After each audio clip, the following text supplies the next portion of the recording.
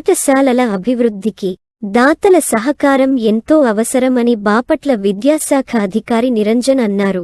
బాపట్ల మండలం చెరువు జమ్ములపాలెం గ్రామంలో పాఠశాల విద్యార్థులకు దాత అందించిన నోటు పుస్తకాల పంపిణీ కార్యక్రమంలో ఆయన మాట్లాడారు. ఈ సందర్భంగా పుస్తకాల దాత పానకాల రాయుడును అభినందించారు. పాఠశాల ప్రధానోపాధ్యాయురాలు ఎం ప్రకాశవర్ధని అధ్యక్షతన జరిగిన కార్యక్రమంలో ఎంఈఓ మాట్లాడారు. ఈ కార్యక్రమంలో బాపట్ల జిల్లా red cross chairman BS Narayana Bhattu, ఉపాధ్యాయురాలు Jogi Shyamasundari, Kanneganti John Wesley, Keerthana, Mercy, Soni తదితరులు పాల్గొన్నారు.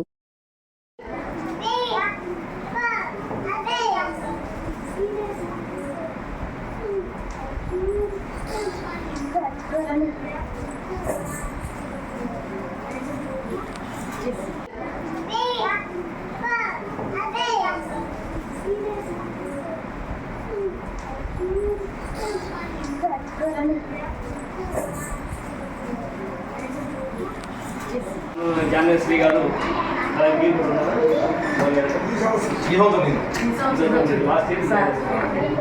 స్పాన్సర్ కాంకాబాయిడ్ గారు, ఎన్జిఓ సంస్థ ప్రెసిడెంట్ గారు, మన మండల విద్యాశాఖ నుంచి వారికి ప్రత్యేకంగా అభినందనలు, ధన్యవాదాలు తెలియజేస్తున్నాను. ఎందుకంటే మనం సహజంగా అన్ని దానాల కంటే అన్నదానం గొప్పది అని చాలామంది నాను, కానీ అన్ని దానాల కంటే విద్యాదానం గొప్పది. ఒక వ్యక్తి యొక్క వ్యక్తిగత స్థాయి, సామాజిక స్థాయి, ఆర్థిక స్థాయి పెరగాలంటే అతి ప్రధానమైనది విద్య. ఆ విద్యకి ఎవరైతే సహాయం చేస్తారో వాళ్ళు చాలా గొప్ప మనసు కలిగిన వాళ్ళు. మరి కాంకాబాయి గారు చాలా స్కూల్స్లో మనం ఎస్ఎస్ఆర్ మున్సిపల్ ఎలిమెంటరీ స్కూల్ విజయలక్ష్మీపురంలో కూడా గతంలో 6 ఏళ్ళు పిల్లలకి వారి స్థాయి రకరకాలుగా ఒకసారి యూనిఫాము, ఒకసారి బ్యాగులు, ఒకసారి బుక్స్ అలా ఇవ్వడం జరిగింది. మనం ఎప్పుడు కూడా మనిషి ఏమైనా కోరుకోవాలనుకుంటే ఈ స్థితిలో ఉండాలని కోరుకోవాలి. ఈ స్థితి ఏంటంటే సహాయం చేసేటటువంటి శక్తి నాకు ఇవ్వాలని భగవంతుని కోరుకోవాలి.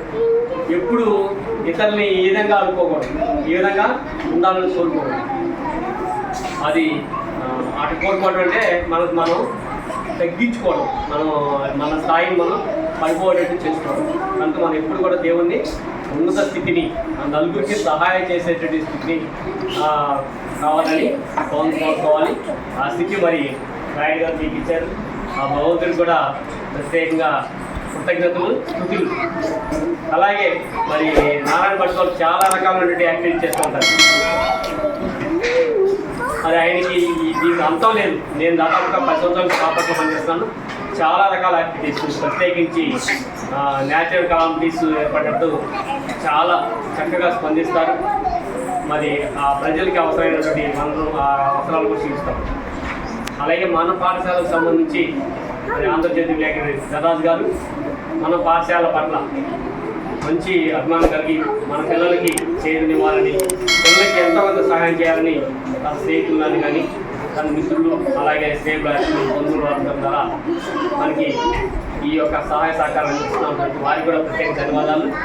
అలాగే తల్లిదండ్రులు, నేను ఇందానే చెప్పాను, ఒక వ్యక్తి యొక్క స్థాయి మారాలంటే విద్యే ఆధారం. ఒక 50 సంవత్సరాల క్రితం ఒక భూమి మీద నేను పుట్టాను. నా ఆర్థిక స్థితి ఎలా ఉండేదంటే తినడానికి కూడా ఒక పూట కంపల్సరీగా పచ్చడి ఉండేది, కట్టుకోవడానికి సరిగ్గా కట్ట ఉండేది కాదు, చెప్పులు ఉండేది కాదు. ఇక్కడ ఎదురుపల్లి నుంచి స్టోర్పురం స్కూల్కి చెప్పులు లేకుండా ఉండేది సందర్భాలు. మరి ఈరోజు ఈ స్థితికి రావడం కారణం చదువు. నేను చదువుకున్నాను, ప్రయోజకుడైనాను, మీ ముందు ఈరోజు ఒక అధికారిగా నేను. కనుక చదువు అనేది ప్రతి వ్యక్తిని మారుస్తుంది. కాబట్టి చదువు పట్ల ప్రతి తల్లిదండ్రులు బాగా ప్రత్యేక శ్రద్ధ వహించాలి. తమ బిడ్డలు బాగా చదువుకొని ప్రయోజకులు అవడానికి మరి వెన్నంటి ఉండాలి. తల్లిదండ్రులు, ఉపాధ్యాయులు 10% చెప్పిన 90% తల్లిదండ్రులు ఇంటిగా శ్రద్ధ తీసుకుంటే కానీ ఆ పిల్లలు ప్రయోజకులు. కనుక మీరందరూ తల్లిదండ్రులుగా మీ బిడ్డల పట్ల మంచి శ్రద్ధ వహించి ఉన్నతమైన ఏ విధంగా మీరు పిల్లల్ని చూసుకోవాలి. అన్నిటికంటే ఇంకోటి ఏంటంటే తల్లి ప్రథమ ఉపాధ్యాయులు గుర్తుంచుకోండి. టీచర్లు ఎప్పుడు ఒక వయసు వచ్చిన తర్వాత మాత్రమే టీచర్ దగ్గరికి వస్తారు. ఆ బడిగిడి కలిగిన వయసు వచ్చేసి అంతకుముందు పుట్టుక నుంచే తల్లి అనేది ఒక ఉపాధ్యాయురాలుగా తగిన శిక్షణ ఇవ్వాలి.